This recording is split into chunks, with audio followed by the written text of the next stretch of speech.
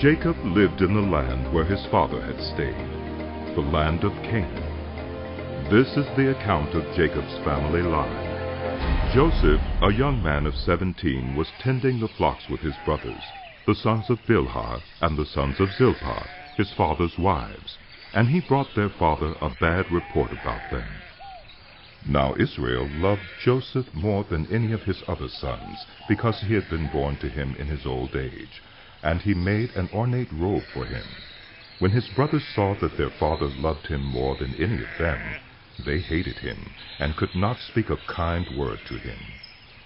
Joseph had a dream, and when he told it to his brothers, they hated him all the more.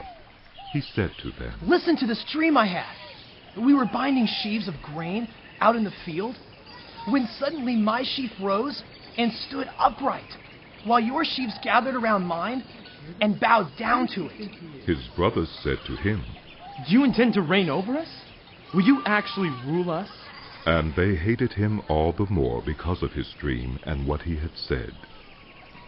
Then he had another dream, and he told it to his brothers. "Listen," he said, "I had another dream, and this time the sun and moon and 11 stars were bowing down to me." When he told his father as well as his brothers, his father rebuked him and said, "What is this dream you had?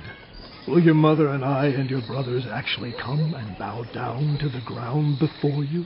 His brothers were jealous of him, but his father kept the matter in mind. Now his brothers had gone to graze their father's flocks near Shechem, and Israel said to Joseph, "As you know, your brothers are grazing the flocks near Shechem. Come, I'm going to send you to them." "Very well," he replied. So he said to him, "Go and see if all is well with your brothers and with the flocks, and bring word back to me." Then he sent him off from the valley of Hebron. When Joseph arrived at Shechem, a man found him wandering around in the fields and asked him, "What are you looking for?" He replied, "I'm looking for my brothers. Can you tell me where they're grazing their flocks?" "They have moved on from here." The man answered. "I heard them say, 'Let's go to Dothan.'" So Joseph went after his brothers and found them near Dothan. But they saw him in the distance, and before he reached them, they plotted to kill him. "Here comes that dreamer," they said to each other. "Come now, let's kill him and throw him into one of these cisterns and say that a ferocious animal devoured him. Then we'll see what comes of his dreams." When Reuben heard this, he tried to rescue him from their hands. Let's not take his life. He said, "Don't shed any blood. Throw him into this cistern here in the wilderness. But don't lay a hand on him." Reuben said this to rescue him from them and take him back to his father.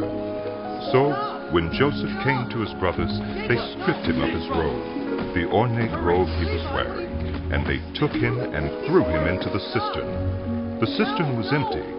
There was no water in it. As they sat down to eat their meal, they looked up and saw a caravan of Ishmaelites coming from Gilead. Their camels were loaded with spices, balm, and myrrh, and they were on their way to take them down to Egypt. Judah said to his brothers, "What will we gain if we kill our brother and cover up his blood? Come, let's sell him to the Ishmaelites and not lay our hands on him. After all, he is our brother, our own flesh and blood." His brothers agreed. So when the Midianite merchants came by, his brothers pulled Joseph up out of the cistern and sold him for 20 shekels of silver to the Ishmaelites, who took him to Egypt. When Reuben returned to the cistern and saw that Joseph was not there, he tore his clothes.